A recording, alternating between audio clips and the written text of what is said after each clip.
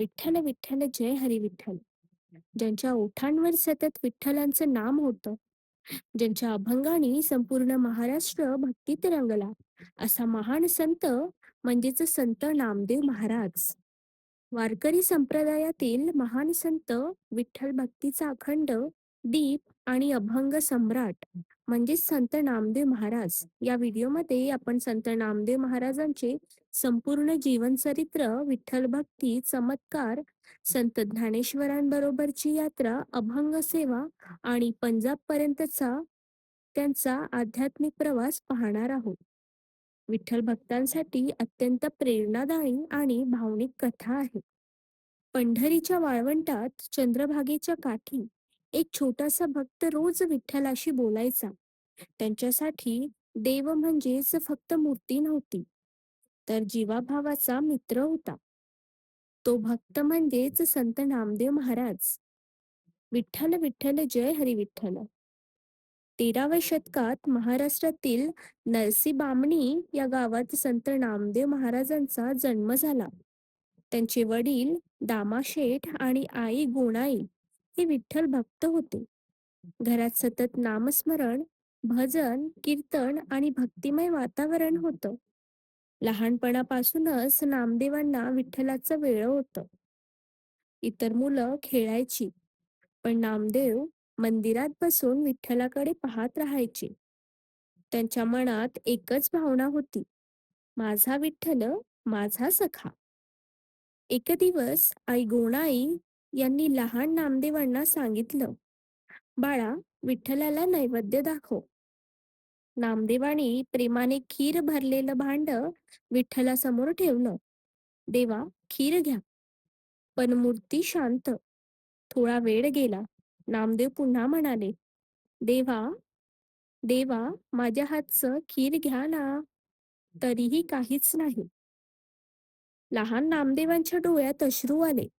देवा, तू माझ्यावर रुसलास का?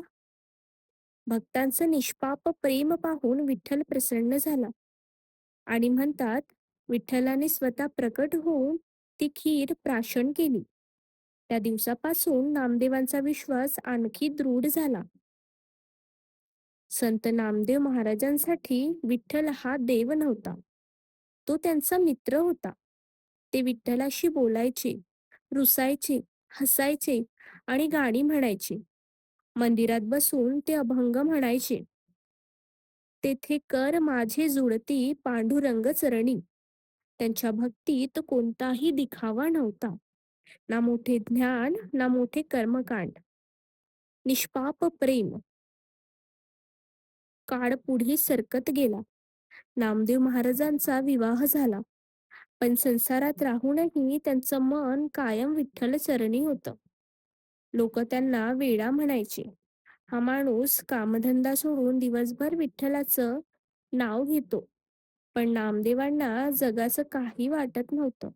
त्यांच्यासाठी सर्वात मोठं सुख म्हणजेच विठ्ठल नाम. एक दिवस संत ज्ञानेश्वर महाराज पंढरपुरात आले.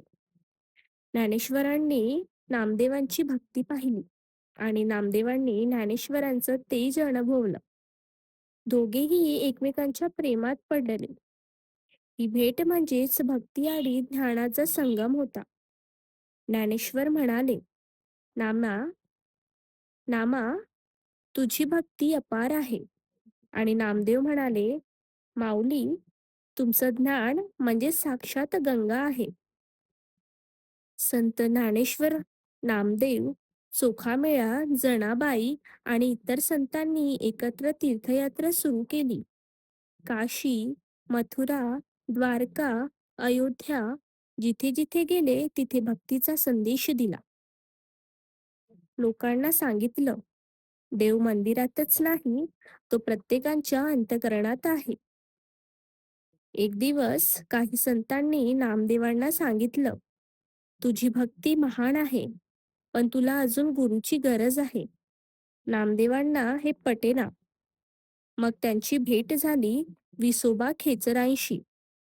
जेव्हा नामदेव मंदिरात गेले, तेव्हा विसोबा शिवलिंगावर पाय ठेवून झोपले होते. नामदेव रागाने म्हणाले, अहो, देवावर पाय ठेवलात? विसोबा शांतपणे म्हणाले, "जिथे देव नाही तिथे माझे पाय ठेव." नामदेवांनी त्यांचे पाय हलवले, पण जिथे पाय ठेवले तिथे शिवलिंग प्रकट झाले. त्या क्षणी नामदेवांना जाणवलं, देव सर्वत्र आहे आणि त्यांचा अहंकार पूर्णपणे नष्ट झाला. एकदा एका मंदिरात नामदेवांना जातीमुळे बाहेर बसवलं होतं. दुःखी होऊन नामदेव मंदिराच्या मागे बसले आणि विठ्ठलाचं नाम घेऊ लागले. तेवढ्यात एक अद्भुत चमत्कार झाला. संपूर्ण मंदिर फिरलं. देवाने स्वतः आपल्या भक्ताकडे तोंड केलं. लोक थक्क झाले. कारण देवासाठी जात नव्हती, भक्ती मोठी होती. संत जनाबाई या नामदेवांच्या घरात सेवा करायच्या. पण त्यांचं आणि नामदेवांचं नातं हे भक्तीचं होतं. दोघेही विठ्ठल नामात रंगून जायचे. जनाबाई म्हणायच्या, नामदेवांच्या घरी विठ्ठल काम करी असं म्हणतात.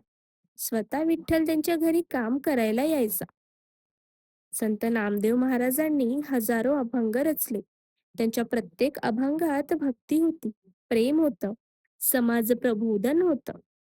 आता विसो अवघे देवा तुझे नाम घेता.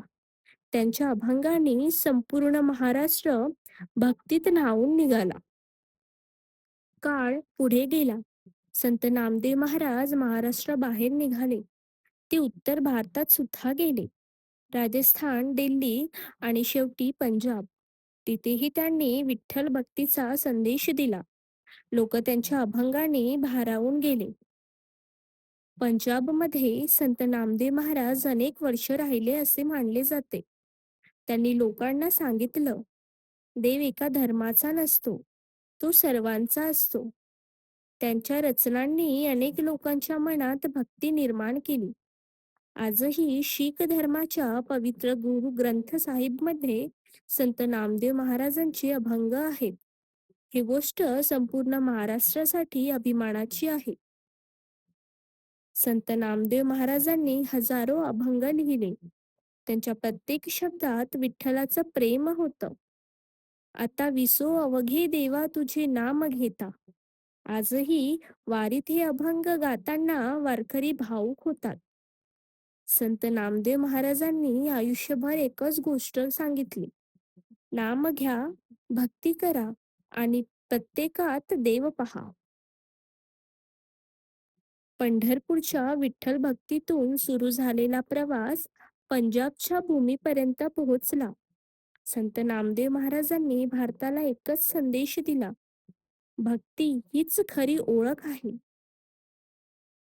हा व्हिडिओ आवडला असेल तर मंदिर यात्रा विथ निकुराज या चॅनलला लाईक करा, शेअर करा आणि सबस्क्राईब करायला विसरू नका. रामकृष्ण हरी.